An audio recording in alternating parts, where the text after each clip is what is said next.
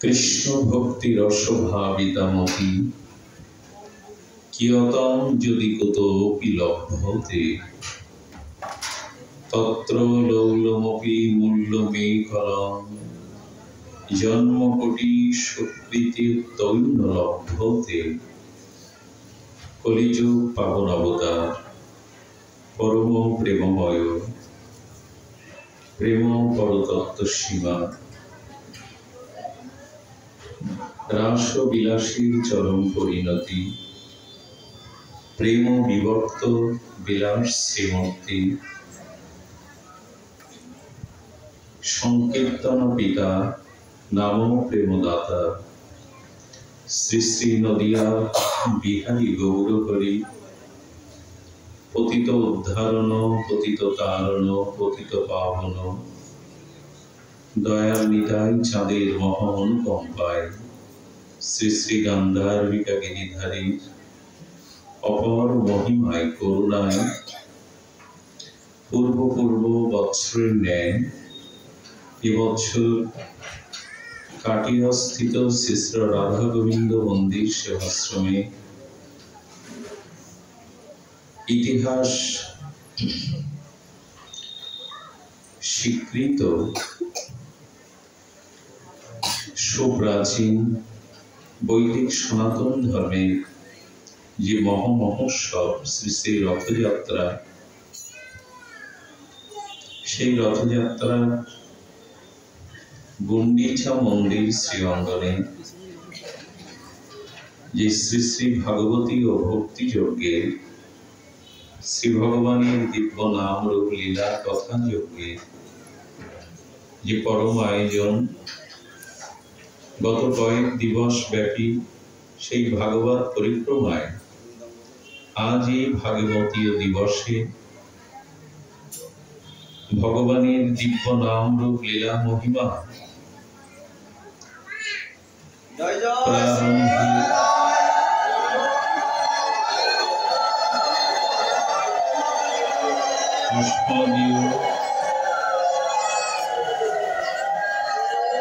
প্রাতঃস্মরণীয়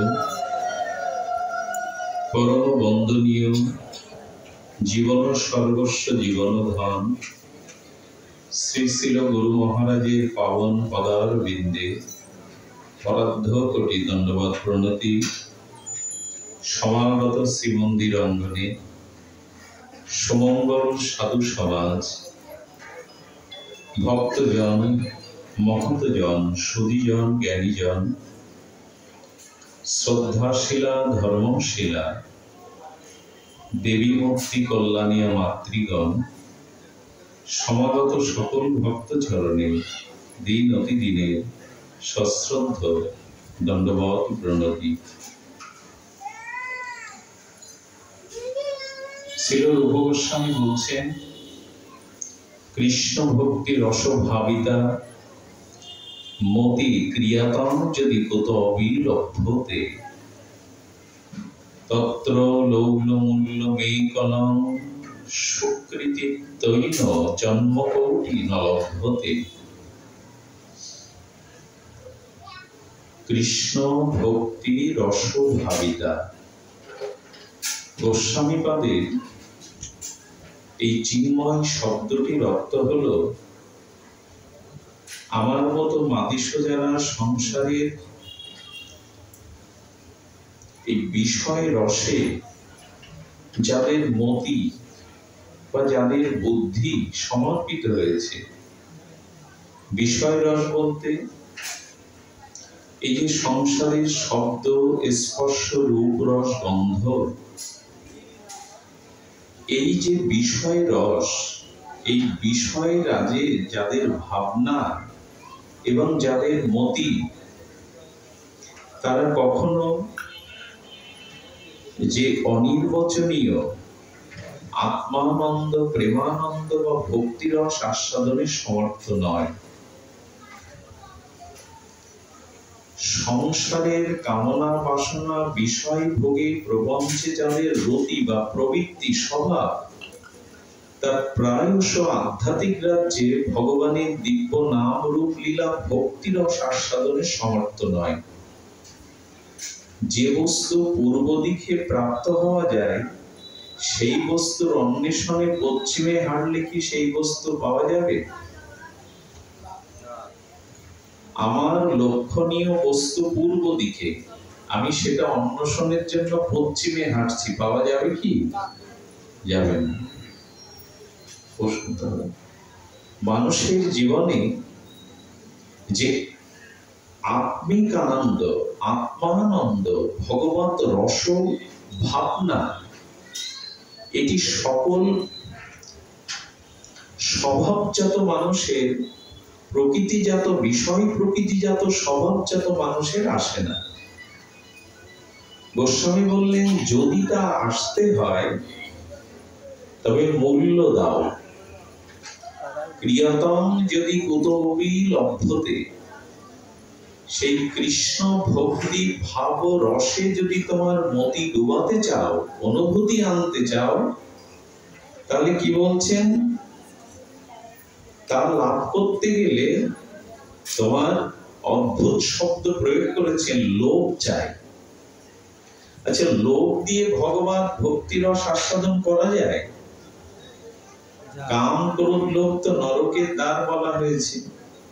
কিন্তু গোস্বামীপাদের অনুভূতি হলো যে তোমার লোভ চাই।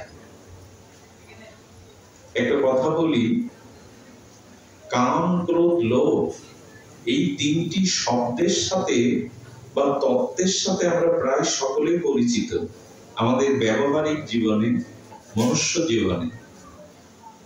ভগবান গীতাতে বলেছেন নরকের তিনটি দ্বার হলো এটি, কাম ক্রোধ লোভ। আবার এই তিনটি কাম ক্রোধ লোভই তোমাকে নরকের দ্বার না, মুক্তির দ্বার বা ভক্তির দ্বারে নিয়ে যেতে পারে। একটু ধ্যান দিয়ে শুনতে হবে, মনোযোগ সহকারে। যে ধারালো ছুরিটি ডাক্তারের হাতে, যিনি সার্জারি বিভাগের প্রধান, তার হাতে ওটিতে যখন ছুরি দেওয়া হয়, সেটা মানুষের জীবন বাঁচানোর চেষ্টার জন্য। ওই ছুরি যখন সন্ত্রাসীর হাতে পড়ে, তখন সেটি মারার জন্য। কাম ক্রোধ লোভ ওতপ্রোত ভাবে আমাদের জীবন ব্যবহারিক, এটি প্রয়োজন।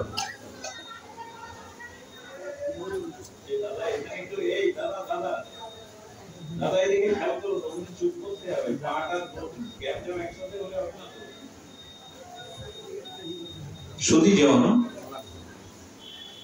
কাম ক্রোধ লোভ আমাদের জীবনে এই বৃত্তি বা প্রবৃত্তি ব্যবহারিক ভাবে আমরা প্রায় জানি প্রয়োজন, কিন্তু এটার ব্যবহারের উদ্দেশ্য যদি যথার্থ হয়, তাহলে আপনি মুক্তি পেয়ে যাবেন, ভক্তি পেয়ে যাবেন। আর এটি যদি অপব্যবহার করা হয়, তাহলে এর দ্বারা নরকের দুয়ার খুলে যাবে। একটু সংকেতে রামচরিত মানসে একটা অপূর্ব দৃষ্টান্ত এসেছে, যদি ধ্যান দিয়ে শোনেন। কোলাহলের মধ্যে হরিকথা হয় না। শ্রবণ কাকে বলে জানেন? এই যে আমরা শ্রবণ করতে এসেছি, সাধু সঙ্গে দিব্য ভাগবতী ও রসকথা, শ্রবণ ভগবানের নাম রূপ লীলা যখন শ্রবণেন্দ্রিয় স্পর্শ করে, তাকে বলে শ্রবণ। আমার কর্মেন্দ্রিয় যখন ভগবানের এই নাম রূপ লীলা কথাকে স্পর্শ করে, তো শব্দ যন্ত্রের দ্বারা কর্ণে যদি এটি পৌঁছায়, একেই শ্রবণ বলে? বলুন না। বলেছে যথাযথ ভাবার্থ গ্রহণের নাম শ্রবণ। যে কথাটি শুনছি তা শ্রদ্ধার সহিত আমার হৃদয়ে মননের দ্বারা এবং চিন্তনের দ্বারা তার যে সার গ্রহণটাকে শ্রবণ বলে। এজন্য শ্রবণাঙ্গ ভক্তির উপরে নিখিল শাস্ত্র জোর দিয়েছে। ভক্তি লাভের প্রথম সোপান, প্রেম ভক্তি লাভের প্রথম সিঁড়ি হলো শ্রবণ।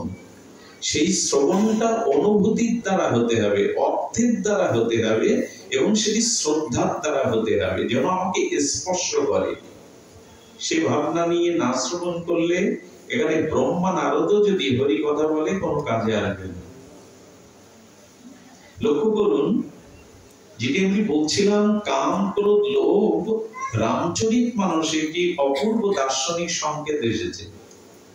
সেই সংকেতটা হলো দশরথের তিনজন তার স্ত্রী সুনেত্রা, কৌশল্যা এবং কৈকেয়ী, তন্মধ্যে চক্রবর্তী সম্রাট অযোধ্যা নিরপতি দশরথের একটু বেশি আসক্তি বা কাম বা ব্যাপক অর্থে কামনা, এটা কৈকেয়ীর উপরে বেশি ছিল।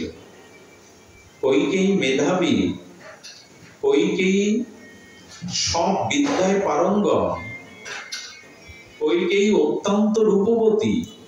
এই জন্য দশরথ কৈকেয়ীর প্রতি এতটা কাম অর্থাৎ কামনা ব্যাপক অর্থে এত আসক্তি এসেছিল যে যুদ্ধক্ষেত্রেও কৈকেয়ীকে নিয়ে যেত। এই যে দশরথের কৈকেয়ীর প্রতি অতিরিক্ত কাম বা কামনা, এতে কি আসলো? দশরথের জীবনে কৈকেয়ীর প্রতি অতিরিক্ত শাস্ত্র অনুমোদনের বাইরে যে অতিরিক্ত কাম, সেই কামের দ্বারা কি হলো? রাম বনবাসে গেল। দশরথ অতি কামনায় আসক্ত হয়ে বর দিতে চাইলেন, আর সেই বরে রাম চলে গেল। তুলসীদাস গোস্বামী বললেন, যেথা কাম সেটা নাহি রাম। যেটা কাম আসবে এখানে রাম নাই, আর যেথা রাম ওখানে কাম আসবে না। শব্দগুলির দিকে আমরা আরেকবার একটু ধ্যান দেই। আজকে এখন আকাশে সূর্যের দেখা আমরা পাবো না, কারণ এটা নিশি, রাত্রি। একই সাথে দিন রাত যেমন হয় না, যেখানে রাম আছে ওখানে কাম থাকতে পারে না, যেখানে কাম এসে দাঁড়ায় সেখানে রাম দূরে সরে দাঁড়ায়। যার জীবনে অতিরিক্ত কামনা বা কাম, সেখানে ভগবানের অস্তিত্বই শূন্য। সে শুধু তার বাসনা পূরণের জন্য ব্যস্ত, অন্তর্দৃষ্টি তার নাই। ছুটছে উল্কার মতো কামের পিছনে, কামনার পেছনে ছুটছে, এখানে রাম দাঁড়ায় না। দ্বিতীয় কৈকেয়ীর জীবনে এলো লোভ। আমি রাজমাতা হব, আমার ভরত রাজা হবে, আমি সমস্ত রাজ্যের রাজমাতা হব। যেই কৈকেয়ীর উপরে এই লোভ ভর করলো, যেই কৈকেয়ীর উপরে এই লোভ ভর করলো, কে বিদায় নিল? শান্তিরূপ সীতা। ধ্যান দিয়ে শুনুন, যার জীবনে অতিরিক্ত লোভ এসে দাঁড়াবে, যার জীবনে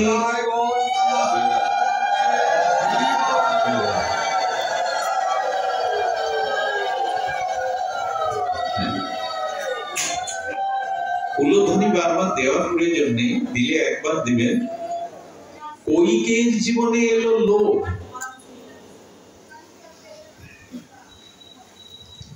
কৈকেয়ীর জীবনে লোভ নয়, ক্রোধ এলো, কাম ক্রোধ। আর এই ক্রোধের কারণে দশরথ যখন তাকে নিবেদন করছে যে রাম আমার প্রাণ, মিন বা মাছ যেমন জল ছাড়া বাঁচে না, রাম ছাড়া দশরথ বাঁচবে না, তুমি বিধবা হবে। ক্রোধের বশবর্তী হয়ে বলল, রাজা সত্য যদি রক্ষা না করতে পারেন, সেরকম স্বামী না থেকেই ভালো। আমার কপালে বৈধব্য থাকলে তা হতে পারে। মানুষের জীবনে যখন ক্রোধ আসবে অতিরিক্ত, তুলসীদাস গোস্বামী বলছেন, তখন শান্তিরূপ সীতা তার জীবন থেকে চলে যাবে। আবার বলি কথাটা, যার জীবনে যত বেশি ক্রোধ, তার জীবন থেকে শান্তি তত বেশি দূরে সরে যায়। পৃথিবীতে আজ পর্যন্ত কোন ব্যক্তি ক্রোধ করে এই কথা উচ্চারণ করেছে যে আমি ক্রোধের দ্বারা জীবনে শান্তি পেয়েছি, খুব শান্তি পেয়েছি? আজ এ কথা কাউকে বলতে শুনেছেন যে আমি ক্রোধ করে আজকে খুব শান্তি পেয়েছি? যখনই কৈকেয়ীর ক্রোধ এলো, তখন শান্তি অর্থাৎ সীতা চলে গেল। সীতা অর্থাৎ শান্তি। আমাদের জীবনেও শান্তি বহু দূরে সরে যাবে যদি একটি মানুষের জীবনে ক্রোধের আধিক্য বেশি থাকে। ক্রোধ করে আজ পর্যন্ত কেউ শান্তি পায়নি। ক্রোধ আগে নিজেকে জ্বালায়, তৎপর অন্যকে জ্বালায়। দিয়াশালার যে বারুসটা ঘষা দেবেন, ক্রোধ মানে তো আগুন, ও অন্য কিছু না পোড়াতে পারলেও যে কাঠিটার উপরেও ভর করে আছে, কাঠিটা পোড়াবে। ক্রোধ নিজেকে পোড়ায়, অন্যকেও পোড়ায়। ক্রোধ আসলো ঐকের জীবনে, এই জন্য সীতারূপ শান্তি চলে গেল। যেখানে সীতা নেই সেখানে শান্তি নেই। মন্থরার জীবনে এলো ক্রোধ, লোভ। লোভ মানে ঐকেই যদি রাজমাতা হতে পারে, আমাকে কে পায়? যখনই লোভ আসলো তখন জীবন থেকে, অযোধ্যা থেকে কে বিদায় নিল? লক্ষণ। আপনারা জানেন লক্ষণ হলো ত্যাগের প্রতীক। কারো জীবনে যদি লোভ অতিরিক্ত চলে আসে তখন তার জীবন থেকে ত্যাগ বৈরাগ্য বিদায় নেয়। লক্ষণ হলো বৈরাগ্যের প্রতীক, ত্যাগের প্রতীক। সেই ত্যাগ আর বৈরাগ্য বিদায় নিল লোভের কারণে। আমার বলবার অভিপ্রায়, ছুরিটা সন্ত্রাসীর হাতে পড়লে যেমন জীবনহানি হয়, ওটা বিপরীতে ডাক্তারের হাতে পড়লে যেমন জীবন দানের চেষ্টা হয়। কাম ক্রোধ লোভটা যদি কারো জীবনে অতিরিক্ত আসে, তাহলে কামের দ্বারা রাম চলে যাবে, ক্রোধের দ্বারা শান্তিরূপ সীতা চলে যাবে, আর লোভের দ্বারা ত্যাগ বা বৈরাগ্য তার জীবন থেকে লক্ষণের মতো বিদায় নেবে। এগুলো রামায়ণের সংকেত। আবার এই কাম ক্রোধ লোভ যদি সঠিক উপয়োগ করতে পারেন, সঠিক প্রয়োগ করতে পারেন জীবনে, তাহলে কাম ক্রোধ লোভ আপনাকে ভগবানের দুয়ারে প্রেম ভক্তি রসে সিক্ত করবে। সেটা কেমন ভাবে?